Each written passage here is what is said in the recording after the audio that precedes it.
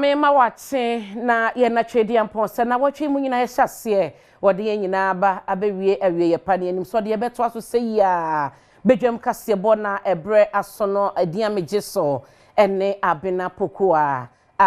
hwenie anopa isema ye de ba de di kan no emrase bedwani ono ewa blekuma west eye esla osu ekufo wode ato aban no eni aso ye hwe man sika sem toto ye so momode ampesi camera na hye bo potamo wo mo emeye si defense bi ho no ma ebeboa sanse epono esei enioma tabaha ya chiro nkrata wo se ya chiro biara what's a housing anamo bi e wo so mutuo bia omo atu enura me ho no omo kan kire me se omo aye bibia omo nsa kan bibia ye friend no seal of quality ya dia kwa akoma Ministry of Finance tiniaka ne se Ministry of Finance bema commencement certificate na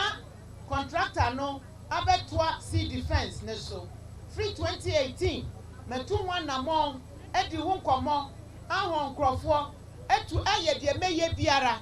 ewrade adom ya namotuo no ye awie peye nanso ne asie kwasi adaya na we esiyam adan inyuma asai waha ebro adwen ni entiase so minimo how ni oyene aba beto ye waha ti mesra mo se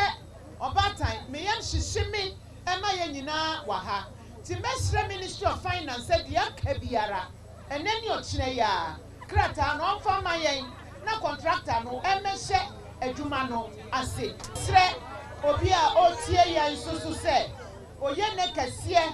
na atoye wo hyiabu ha enti ye hia na mede we kwa kintampo eye ntankra ho na beto dwa ese eye stores mienu na adankra ennan ejatom ama ni nyina ahye a omafo ye omo ho aka no oguso a esese wo mo eka omabo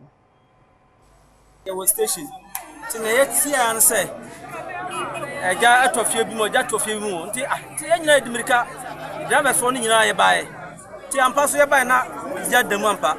ti na fe de na ye hu ne be because na ye nya nsu a ye betuma de adum ja no ti na ye bi mu free fire service na ye kan so na ye start ya ye yi nyoma no e free stores no mu enipa bi mu a wo mo kan ye e wo ja hyehye bi mu ene Adom news nsentwofo twetwe nkomo no wo mo de nsem sei na tudwa baba ya mpa na efie ene ehye na ye bo mo eyi nyoma no edikugu other side ye bo mo esisa nsu edidum jan ka krenti fire service for no buy no mbe dum ntisi adi bibia you all right obia so antra pede bag na me dey ta don sharp na tiso say hey mede o ekọ German north ho na mansini assembly no masse suku dan adan kramiensa ediama askufo ni penyifo a wo mo ewo asiri presby de se wo mo emfa ensuade na ngomesu yankonkan o shepa bi awiase efa na sisi asase asawa keso asase asa u pebia da unya eni ya mani ya na no ma ye wo mo sese da shi mo nya ba di no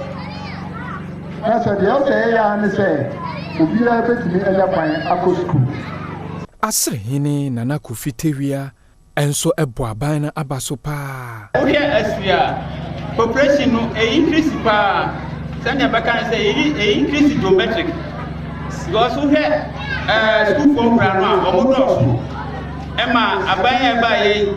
ye de yanu to so say ombeya ommeboaye ampa ye DC ene na mukanfo ene panyfo aban panyfo na aban eni o mampedi na nadoda kwakufa do de ani mahase a omo epa suku adan foforo ye omo sisi no Ghana hase no wopa hontuma eye makoma kwadua woche na emu no St Barnabas Anglican Basic School ye wo osu suku dan foforo kura na mampani akopa hontuma e de amawo